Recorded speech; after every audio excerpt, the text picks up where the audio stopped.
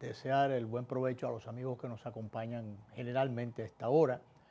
Si no en el almuerzo, por lo menos ya en el sobremesa. Como hemos dicho otras veces, participación, presencia, muy fiel desde... Pues bien, vamos a entrar en materia. Un dato positivo dentro de... Saben, abuelos. De hoy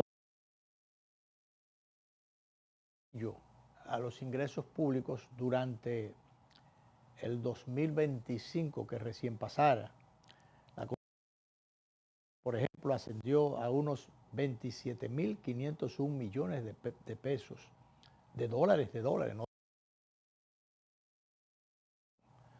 Los impuestos mineros tuvieron un crecimiento de 209.7% durante ese periodo, el 2025, mientras los resultados positivos se deben, según estos datos,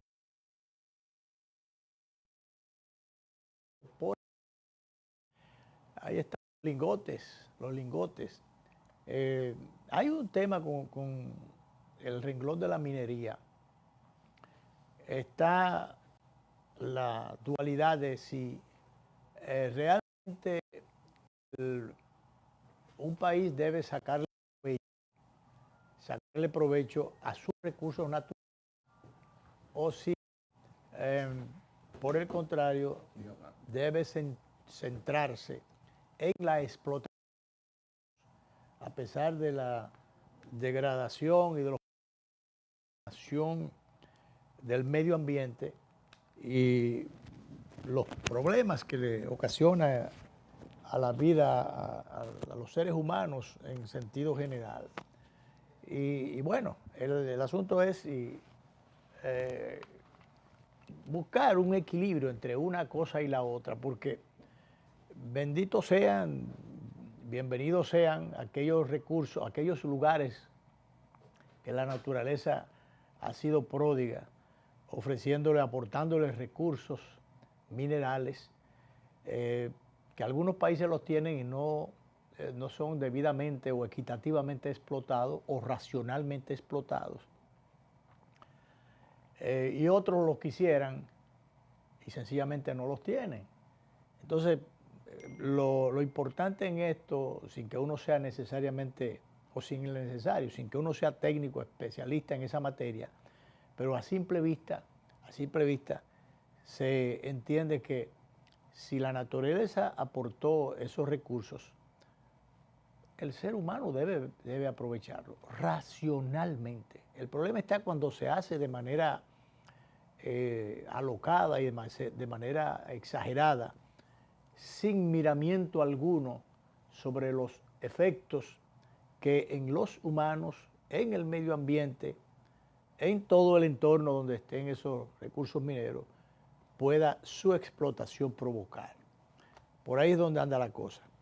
A propósito de que recientemente falleciera el ingeniero Ramón Alburquerque, era un conocedor de esta materia, de la materia minera, y pensamos, creemos muy acentuadamente que debió aprovecharse mucho más sus capacidades, sus conocimientos sobre estos temas de la minería para beneficio del país.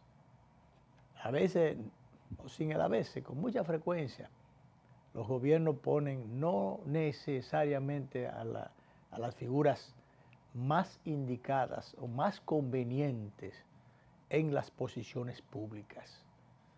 A veces se producen unos fiascos. Se apuesta a personas que definitivamente o no tienen los conocimientos, o no tienen las capacidades, o no tienen la honestidad para desempeñar esas posiciones. Penoso. Ya Ramón Alburquerque se nos fue. El país perdió un gran, no solo político, sino un gran profesional, muy preparado. Pero esas son las cosas, gajes de la política. La frontera sigue siendo objeto, si no de confrontación y de conflicto, por lo menos para algunos de preocupación o de atención. No lo es, parece, en el caso de la preocupación para el ministro de las Fuerzas Armadas, el ministro Onofre, quien ha declarado que sigue tranquila y que a propósito de la llegada de unos 3 buques de guerra en los litorales, en los frentes de la parte de la isla que corresponde a nuestros vecinos más cercanos, que son los haitianos, como ojo avisor, evidentemente están esos buques allí. Entonces, algunos han pensado que el país debe reforzar la frontera y que debe estar, diríamos, muy atento a lo que pueda pasar en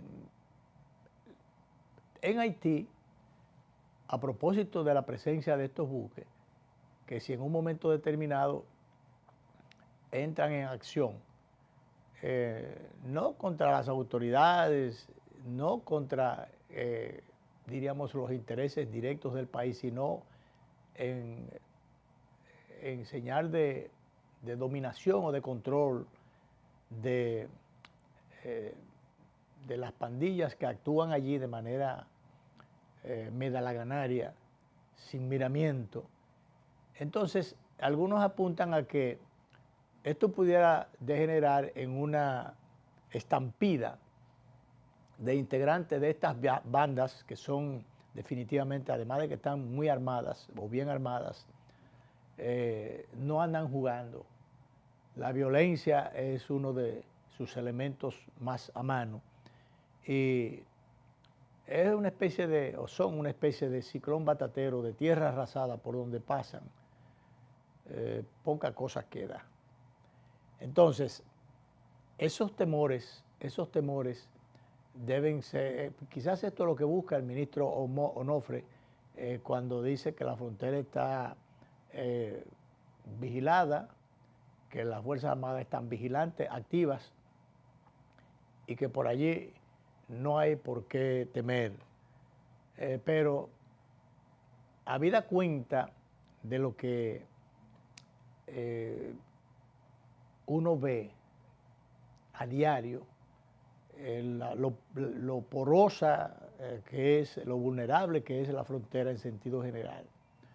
Uno no sabe si creer o si preocuparse por las declaraciones del ministro, porque sencillamente hay un cordón, se estaba construyendo una verja, digo yo estoy hablando en pasado porque allí no se ha puesto término a un proyecto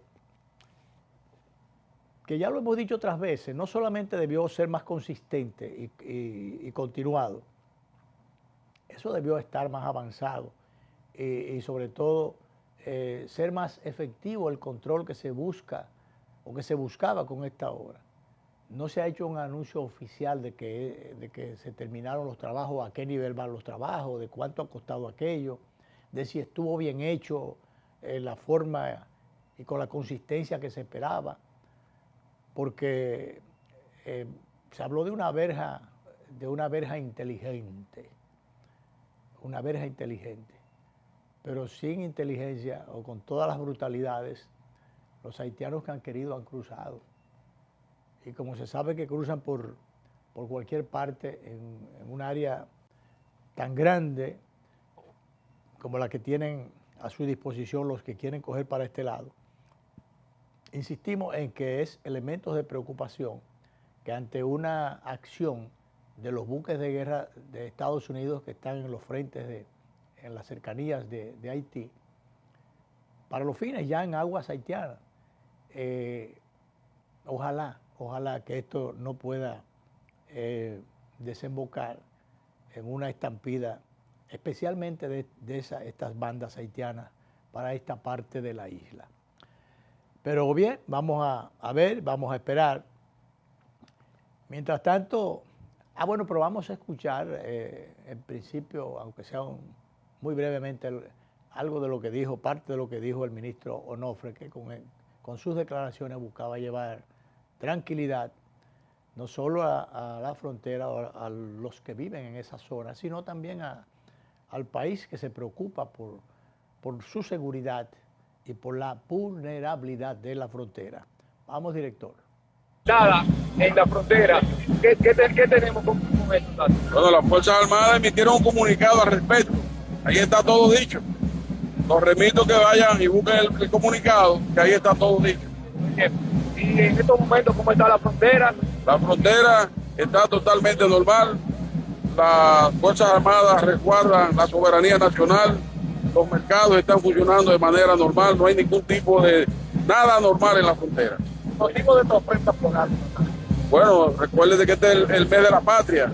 Todos los años las Fuerzas Armadas rinden tributo a nuestros padres fundadores de la nación dominicana. Muchas gracias por algo. Bueno, recuerden que este es el mes de la patria. Todos los años la...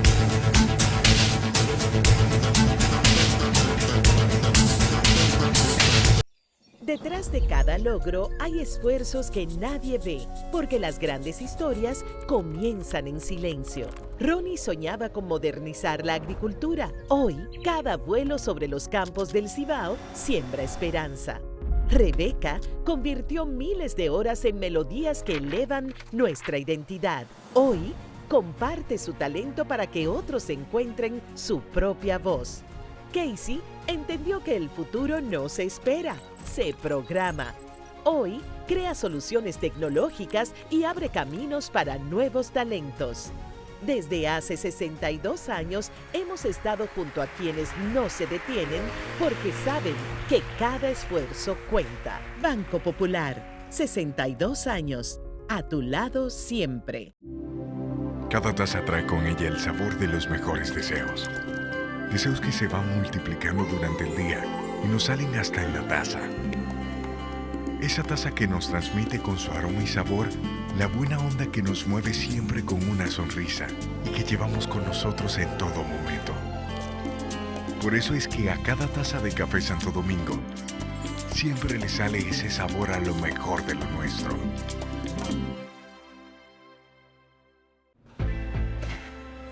Esto es mío, esto es mío.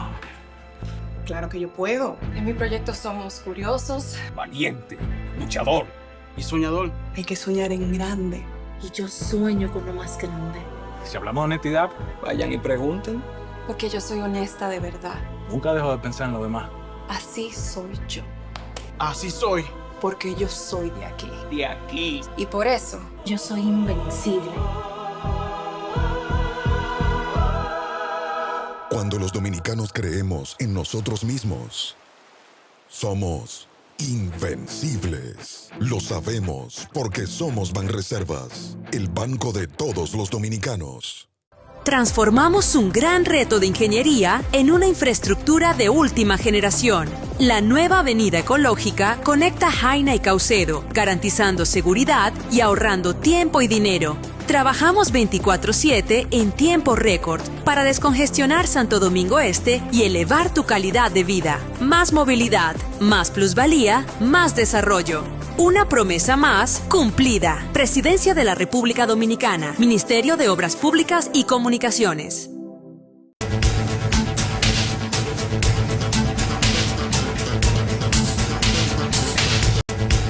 Bien, en el plano internacional, dicen por ahí que es mejor tarde que nunca, pero de todas maneras, en el caso de Venezuela parecería que es un poquito tarde para pedir perdón. Se aplica siempre la expresión aquella de que mejor tarde que nunca, como dijimos. Pero ahora dice el presidente del Senado, del Congreso de Venezuela, está pidiendo perdón por los presos políticos, por la situación que ocurrió allí. Y uno piensa inmediatamente que ya no solo que ese perdón llegó un poquito tarde, sino que se descubre que es el producto, o se sabe que es el producto de la intervención de Estados Unidos para ablandar la parte dura que caracterizaba ese gobierno, el gobierno del presidente Maduro, la dictadura del presidente Maduro, ya el expresidente Maduro para los fines, porque él está guardado en Estados Unidos, en lo que se investiga su caso, y la justicia internacional se encarga de sus hechos y de sus desmanes en perjuicio de la dignidad, en perjuicio también de la vida misma de los venezolanos. De manera que, si no, ¿qué hubiese pasado? Sencillamente, ¿qué hubiese pasado si Estados Unidos no interviene y busca a Maduro como se lo llevó para esa nación? Sencillamente las cosas hubiesen estado como estaban desde hace creo que 27 años, sobre todo en la etapa última, porque hay que establecer una diferencia, particularmente nosotros establecemos una diferencia entre lo que fue el accionar, el régimen encabezado por el Hugo Chávez y el desempeñado por el expresidente Maduro. Una diferencia. Alguna gente entiende y dicen que el régimen chavista, en este caso sería el régimen chavista en la primera etapa y después el régimen de Maduro, la etapa de Maduro. Parece que Maduro maduró demasiado y le pasó por encima muchas situaciones, por lo menos habían diferencias de capacidades y de talentos allí. Y no era lo mismo, aunque se ha querido meter todo en un mismo saco. De todas maneras, si Estados Unidos no hubiera intervenido, ese perdón no hubiera llegado. Vamos a escuchar al señor Jorge Rodríguez, que es el presidente del Parlamento, hermano de la presidenta designada, Delcy Rodríguez, y que, diríamos, forma parte del grupo a quien se atribuyen las responsabilidades de la situación que han estado confrontando los presos políticos o los contrarios al régimen de Maduro.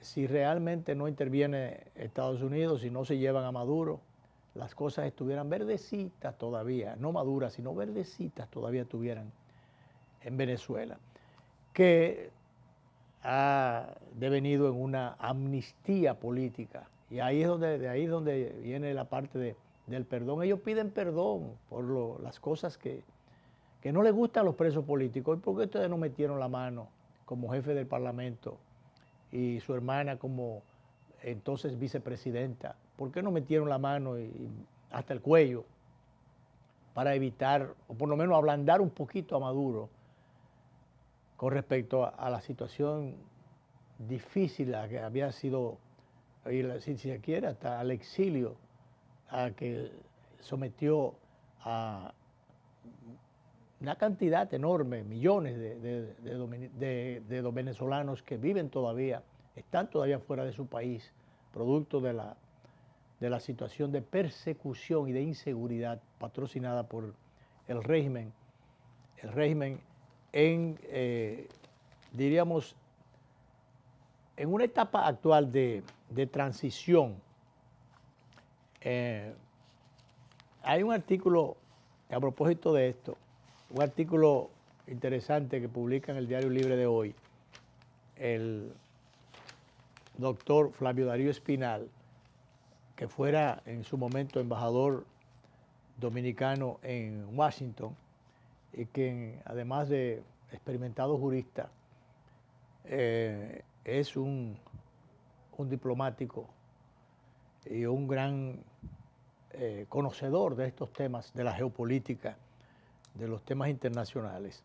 Pues dice Flavio Darío, un resumito aquí, dice: todo parece indicar que el proceso venezolano se encamina hacia una estabilidad del régimen chavista madurista, sustentado en un acuerdo transaccional con las autoridades norteamericanas, pero sin abrir espacio alguno a una transición democrática que tendría que encabezar por reconocer como actores legítimos de la negociación política a quienes ganaron las elecciones.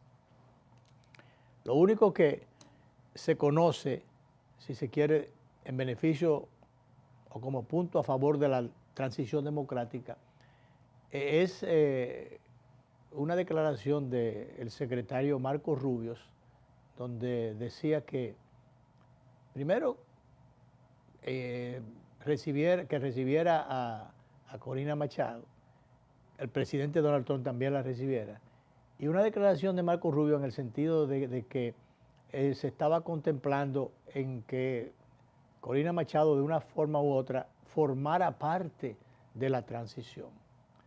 Hay una opinión bastante, quizás tímida, una opinión tímida, una corriente tímida todavía, en el sentido de que si Edmundo González, quien participara en las elecciones, porque Corina no pudo hacerlo, pues fue impedida por las autoridades que tenían el control de ese país, tuvo Edmundo González que ir como candidato, ganó el proceso para los fines, pero fue impedido de tomar el poder. Entonces se ha quedado como oliendo donde guisan, se ha quedado ese asunto en el aire. Y de lo menos que se habla de la inclusión de Corina Machado para formar parte de la transición democrática. Es poco lo que se ha hablado en esa dirección. Y parecería que a los sectores democráticos que están detrás de... se ha hablado de derecha, pero diríamos que María Corina habría que encajarla dentro de una corriente democrática, no necesariamente darle el tinte de derechista como han querido algunos etiquetarle. Pero lo cierto es que de todas maneras, como dice Flavio Darío Espinal, hasta ahora lo que se ve es que ha habido una conversación y una contemporización con el régimen de Venezuela, que por la fuerza se ha visto obligado a negociar con Estados Unidos, que es en definitiva quien está moviendo los hilos y estableciendo las reglas de juego en esta situación que todavía uno no sabe si para bien o para mal, pero que se le ha presentado a Venezuela, pero que en función de lo que había, del desastre que allí había auspiciado por la dictadura, pues cualquier cosa habría que verla como positiva. Por ejemplo, los que son o somos no amantes de las intervenciones, en principio había que modificar un poquito esa posición y llegar finalmente a comprender la realidad y decir, bueno, pero todo depende, porque nosotros que sufrimos 2 intervenciones y que en un momento determinado, cuando la tortilla había de virarse, pues, por ejemplo, cuando el proceso electoral, donde al país se le quiso escamotear el resultado o la voluntad de los dominicanos expresado en las urnas, pues sencillamente una llamada, bueno, en 2 oportunidades, una primera llamada que hiciera Carlos Andrés Pérez al presidente Jimmy Carter, y Jimmy Carter a su vez llamara para acá, y eso evitó que se escamoteara el triunfo en el 78 y que don Antonio finalmente pudiera, o sea, evitó que le escamotearan el triunfo y posibilitó que don Antonio Guzmán pudiera finalmente ascender al poder y se cumpliera el resultado de la voluntad popular expresada en las urnas. Después, en los finales del régimen de Danilo Medina, recordemos cuando una llamada del secretario Pompeo también frenó acciones descabelladas, desmedidas, desbocadas que se querían con el poder de la fuerza policial y militar y violentando la institucionalidad del Congreso, se querían manifestar desde allí o sentar reales para modificar la Constitución de la República. Entonces, otra llamada resolvió ese tema, en este caso para bien y fortalecimiento de la institucionalidad y si se quiere, que no se impusiera el poder de la fuerza. De manera que estas cosas es a según. Vamos a hacer, director, otra pausa. Vamos a la segunda pausa y volvemos. Pedimos perdón porque, lo digo con claridad, a mí no me gustan los presos. Puede ser necesario por los códigos penales o por lo que sea, o por las realidades de la política y de la situación concreta de una sociedad. Hago otra inferencia más. A mí Chávez una vez me ofreció ser, imagínense, tamaño desaguisado, ser ministro del Interior. Y me dijo, mejor no, porque vas a soltar a todos los presos. Celebrar la iniciativa de que exista una ley de amnistía general puede marcar el inicio de una nueva etapa histórica en este país, de una etapa de reencuentro entre todos los venezolanos de verdad, en una etapa en la que se cierre la puerta giratoria donde la gente tiene temor a decir lo que piensa por miedo a ser apresado, pero donde además podamos rescatar las libertades personales.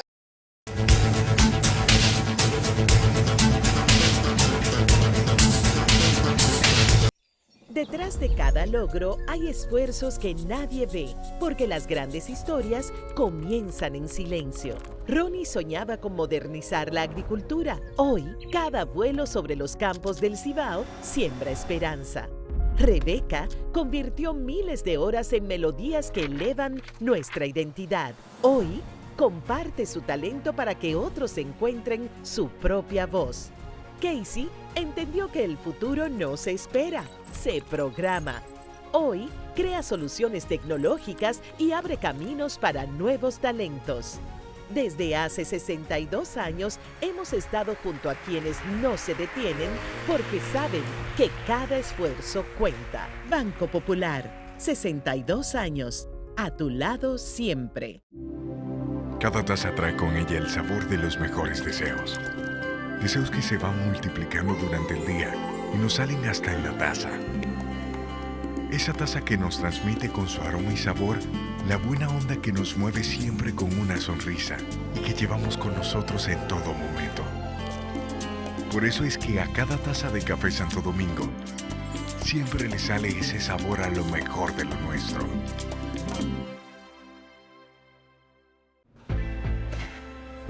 Esto es mío, esto es mío. Claro que yo puedo. En mi proyecto somos curiosos. Valiente, luchador y soñador. Hay que soñar en grande. Y yo sueño con lo más grande. Si hablamos de honestidad, vayan y pregunten. Porque yo soy honesta de verdad. Nunca dejo de pensar en lo demás. Así soy yo. Así soy. Porque yo soy de aquí. De aquí. Y por eso, Yo soy invencible. Cuando los dominicanos creemos en nosotros mismos, somos invencibles. Lo sabemos porque somos Banreservas, el banco de todos los dominicanos. Un tren que conecte todo el país. Suena imposible, pero el doctor Leonel tiene el plan. El tren Juan Pablo Duarte uniría Santo Domingo con Santiago, Punta Cana y Montecristi. Imagínate, 2 horas a Santiago en lugar de 4 por carretera. Turistas llegando directo a Punta Cana sin atascos. Carga fluyendo desde Jaina hasta Manzanillo sin camiones saturando la Duarte. RD como hub logístico del Caribe. El Plan RD 2044 no es solo transporte, es transformación total. Transformamos un gran reto de ingeniería en una infraestructura de última generación. La nueva avenida ecológica conecta Jaina y Caucedo, garantizando seguridad y ahorrando tiempo y dinero. Trabajamos 24/7 en tiempo récord para descongestionar Santo Domingo Este y elevar tu calidad de vida. Más movilidad, más plusvalía, más desarrollo. Una promesa más cumplida. Presidencia de la República Dominicana, Ministerio de Obras Públicas y Comunicaciones.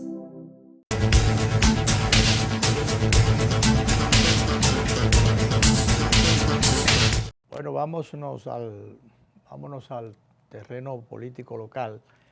Hubo una importante visita en la persona de la recién llegada al país, embajadora de los Estados Unidos, representante del gobierno de Donald Trump.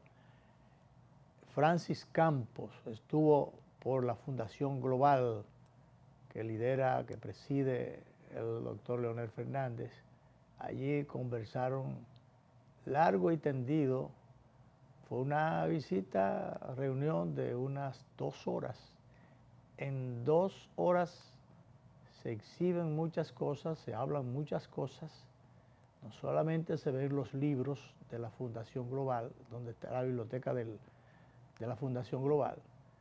Allí, en alguna ocasión, yo estuve acompañando al licenciado, mi querido amigo Ido a Destiempo, Atuay de Camps, y él quedó maravillado de aquello. Bueno, pues Elías Campos ha estado haciendo declaraciones interesantes, muy puntuales, y haciendo visitas también muy interesantes. Estas visitas no son antojadizas, medialaganadas, son visitas estratégicas, son contactos estratégicos. Cierto que ella habrá de visitar a otros líderes, pero bueno, esta visita a la Fundación Global, pero especialmente a su titular, el doctor Leonel Fernández, encierra un metamensaje político al que se le puede sacar filo, si se quiere. Recordemos que algunas voces maledicentes habían estado queriendo manejar situaciones y retorcer también situaciones y presentar como que el presidente Fernández tendría unas relaciones un tanto confusas con los Estados Unidos, y no sabiendo que el presidente Fernández primero estudió y vivió en los Estados Unidos muchísimo tiempo, y donde tuvo la oportunidad no solo de conocer la idiosincrasia de ese país, sino también de establecer raíces importantes en esa nación. Y cuando fue gobierno, pues, por demás, consolidó esas relaciones. Entonces, esta visita de la actual representante, bueno, también la ex embajadora Rinat estuvo por... no, la señora Bernstein estuvo por el Teatro Nacional, donde la Fundación Global presentó un reciente evento,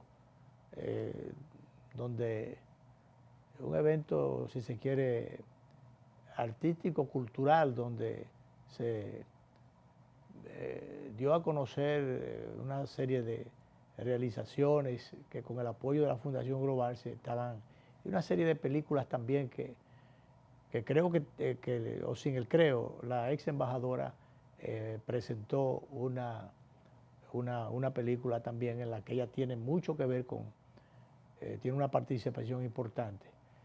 De manera que, como diría Pablo McKinney, que está en otra vista por ahí, en unos aportes, en comentarios que hacen en algunos medios, decía que la que con esta visita de la actual representante norteamericana en el país, Estados Unidos le ha entregado una especie de certificado de no objeción al presidente Fernández.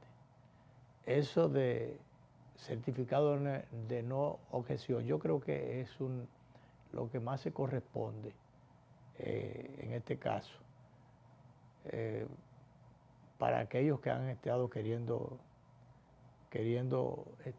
torpedear. Ahí está, no es vista, con su visita de doña Lian Francis Campos, Estados Unidos, entregó a Leonel Fernández y a la Fuerza del Pueblo, a Leonel Fernández, el certificado de no objeción. Con eso, ahí está dicho todo, para los que quieren estar buscándole una pata que no tiene el gato. Vamos entonces a dar otro vistazo, en este caso por la situación de Cuba,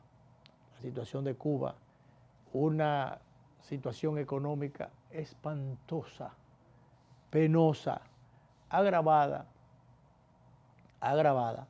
con la extensión del bloqueo que ha establecido durante muchísimo tiempo Estados Unidos en perjuicio de las importaciones o de la comercialización de esa parte, de esa isla. Bueno, pues habló el presidente Díaz-Canel y pone al dedillo cuál es la realidad económica que con el bloqueo, la extensión del bloqueo, se cierne sobre esta nación con la que República Dominicana ha tenido lazos interesantes, históricos. Vamos a ver por aquí donde dice el titular que Cuba revive su plan de supervivencia de los años 90 ante el escenario de cero combustible. La intervención de Estados Unidos en Venezuela y el control de sus recursos petroleros ha dejado a Cuba con cero combustible. Por ejemplo, el presidente Donald Trump ha dicho, y así se viene manifestando, que el petróleo de Venezuela sería comercializado, vendría a beneficiar a Venezuela, a Estados Unidos y al mundo. Pero Cuba forma parte del mundo, pero Cuba, que tenía facilidades muy privilegiadas establecidas por el régimen desde Chávez y el régimen madurista hasta reciente, cuando Estados Unidos intervino, pues Cuba ha sido dejada fuera del suministro de combustible. Esto ha puesto las cosas color de hormiga en esa nación en materia de alimentos, porque al no poder transportar los alimentos, al no poder, si se quiere, producir la energía que necesita, ya no solo para su desarrollo en sentido general, sino para el desenvolvimiento cotidiano, pues esto ha puesto la situación muy difícil. Cuba vuelve, o más bien aprieta el racionamiento en materia de alimentos y de muchísimas cosas. Y ha dicho el presidente cubano Díaz-Canel que cada provincia o cada lugar va a tener que consumir lo que produce o mantenerse con lo que produce. Ahí se ha querido hasta cierto punto manipular un poco, como ocurre muchas veces. Oía yo, por ejemplo, un programa de Meridiano en el día de hoy que decía, de manera que si hay que consumir lo que produce cada lugar, si produce piedra, tienen que comer piedra. No es así. Lo que se ha dicho es que como los alimentos no se pueden trasladar porque no hay combustible para que los vehículos puedan trasladarlos, pues sencillamente entonces hay que buscar la forma de que esos alimentos sean consumidos en el lugar donde se produce. Bueno, vamos a ver aquí. Dice Díaz-Canel que la situación, dice, el gobierno cubano se asoma ante la posibilidad de que la isla, poco más de un mes después de la captura del presidente Maduro, quede al borde de un desabastecimiento agudo de combustible. Bueno, ya lo está, ya lo tiene. En una inusual comparecencia televisiva, el presidente cubano Miguel Díaz-Canel reconoció ayer que la situación energética es compleja y que tras el cierre del grifo desde Caracas, los cubanos van a vivir tiempos difíciles, muy difíciles. No es para menos. Según los distintos cálculos independientes, el petróleo venezolano cubrió, estamos hablando del pasado, cubrió en el 2025 apenas un 30% de las necesidades energéticas de la isla. De igual forma, 2/3 partes del combustible que precisa el país debe ser importado. ¿Importado con qué dinero, con qué recursos? Hay una especie, no hay, ni están los recursos ni está el petróleo para importarlo. Vamos a escuchar brevemente al presidente cubano. Desde esa fecha aquí no se recibe combustible en este país. Por lo tanto, tenemos problemas en la disponibilidad de combustible para garantizar no solo ya la generación eléctrica, sino actividades básicas, sobre todo que tienen que ver también directamente con la población. Por eso hoy se reunió el Consejo de Ministros para complementar estas directivas de gobierno para enfrentar el desabastecimiento agudo de combustible. Y aquí hemos tomado como referencia las indicaciones del comandante en jefe para periodo especial. ¿Se acuerdan las directivas del comandante en jefe para periodo especial de aquello que le llamamos opción cero? Están contempladas también, actualizadas, porque hay situaciones diferentes en esta directiva. Bien, que el señor saque con bien al pueblo cubano en esta situación económica difícil que tiene, que por cierto el presidente Díaz-Canel ha dicho que no están negociando, o sea, se abrió, ha negado que haya negociaciones.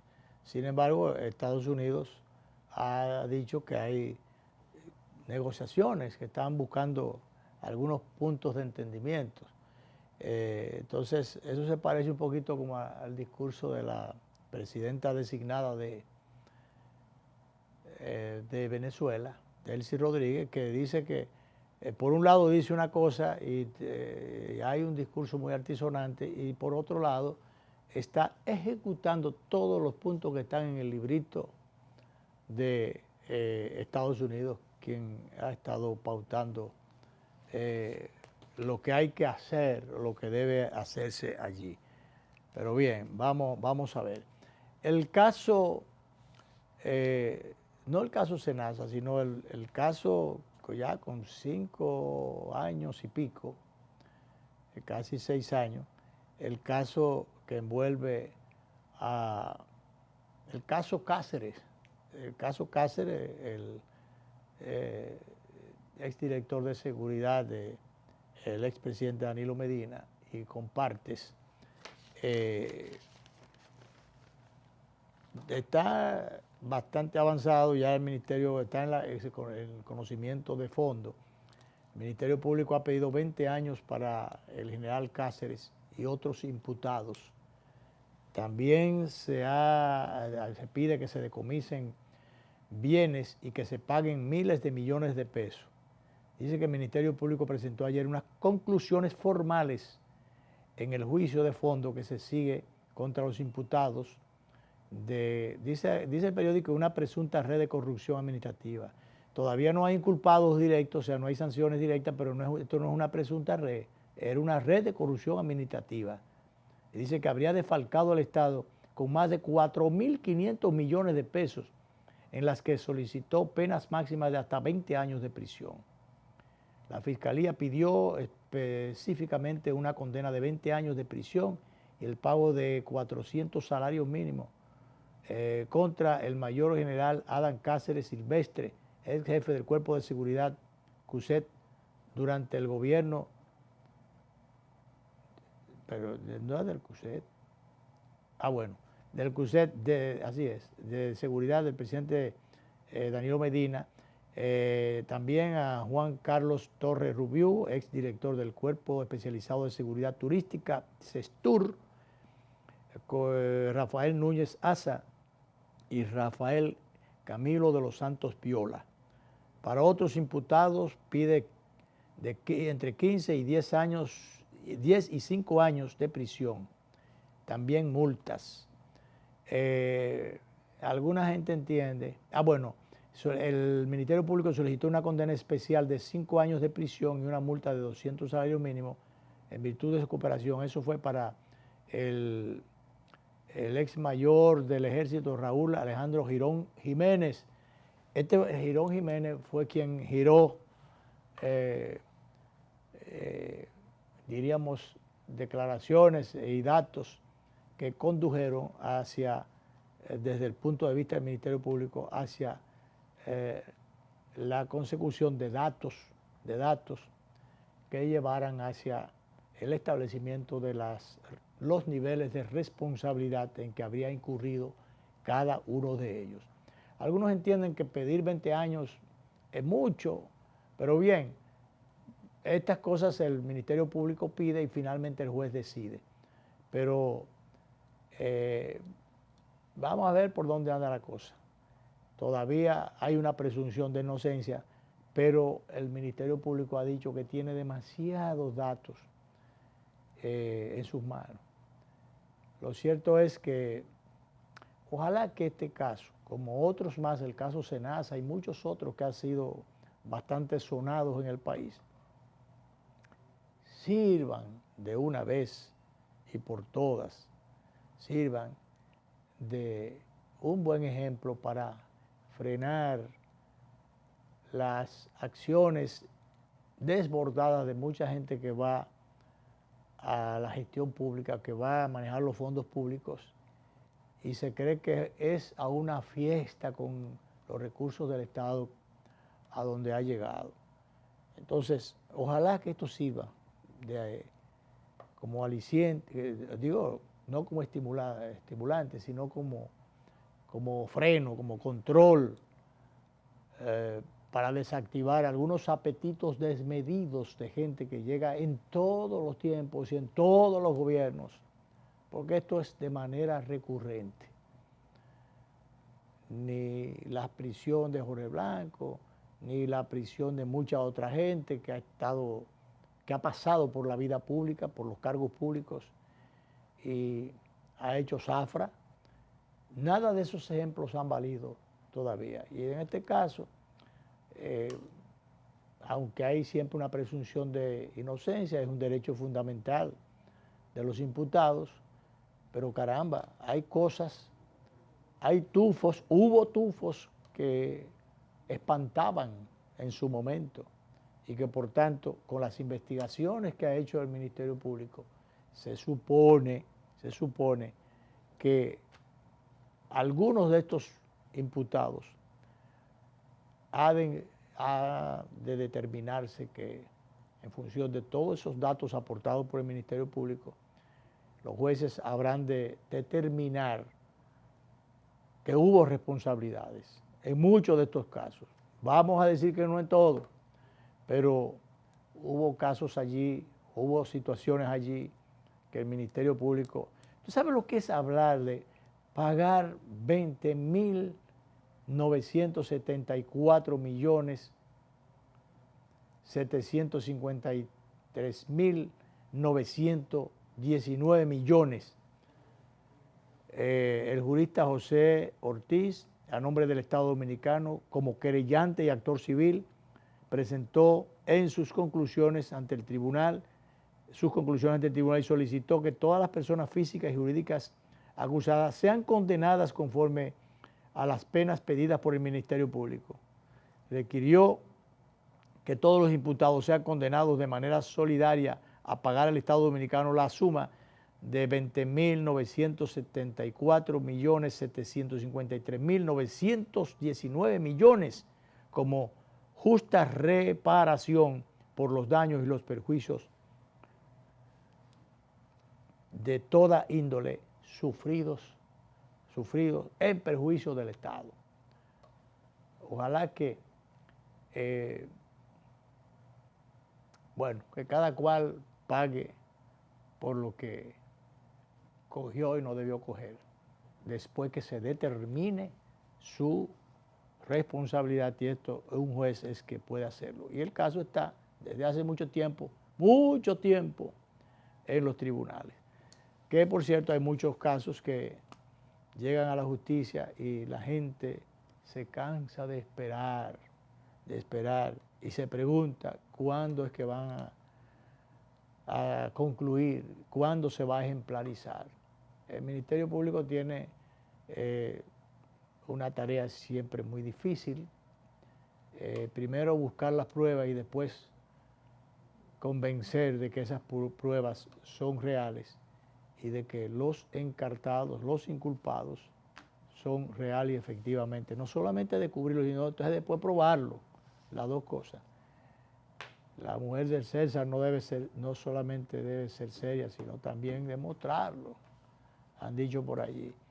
Bueno, pues tenemos que, de otro lado, el presidente Bukele sigue dando cátedras de gobernar y de gobernar sin, como la especie de los caballos de coche que van con anteojera, van con fuerte, pero también van con anteojera, es para no mirar para los lados, sino para mirar siempre adelante y seguir la ruta trazada.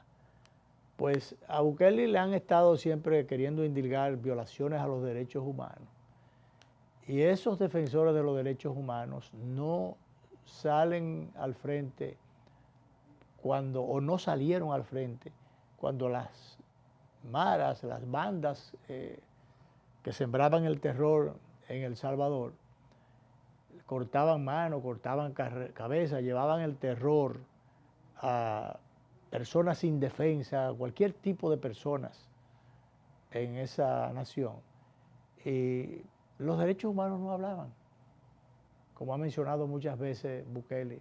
Pero ¿y los derechos humanos de toda esa gente que murió o que quedó mutilada por las acciones de las bandas, de las maras que azotaban a El Salvador? Una periodista le hizo una pregunta reciente. El presidente Bukele tuvo que volver con su discurso, pero ¿y dónde estaban los derechos humanos? ¿Y dónde estaban esa gente antes? ¿Por qué no hablaban? ¿Por qué no salieron en defensa? Entonces ahora, definitivamente, el presidente Bukele está en el camino correcto y por eso tiene el apoyo internacional que ha recibido el presidente Bukele. Vamos a poner un poquito, director, antes de irse, no se vaya así, que vamos a poner un poco de las expresiones, de las declaraciones de Bukele, y por ahí entonces terminamos, después de... Presidente Bukele, queríamos preguntarle, así como han advertido organismos internacionales de derechos humanos, en Chile también hay quienes cuestionan el llamado método Bukele para poder mejorar la seguridad. No estamos desconociendo lo que usted ha destacado, pero ¿qué responde a los cuestionamientos a violaciones a los derechos humanos en este país? Sí, yo siempre he dicho que todos los seres humanos tenemos derechos, y son derechos que son innatos del humano, por eso se llaman derechos humanos, otros le llaman derechos naturales, otros derechos fundamentales, y todos los tenemos. Los tienen los presos, los tienen los delincuentes, los tienen los criminales, los tienen los narcos, los tienen los pandilleros, los tienen los violadores, los tienen los asesinos, los tienen las personas que han cortado 3 cabezas en la calle, los tienen los que han puesto bombas en lugares donde hay niños, los tienen los que han masacrado, tienen derechos humanos. Hay gente que dice que no, yo creo que sí los tienen. me da repulsión, pero lo acepto, los tienen. Pero yo lo que no entiendo es por qué siempre se enfocan en los derechos humanos de ellos, que los tienen.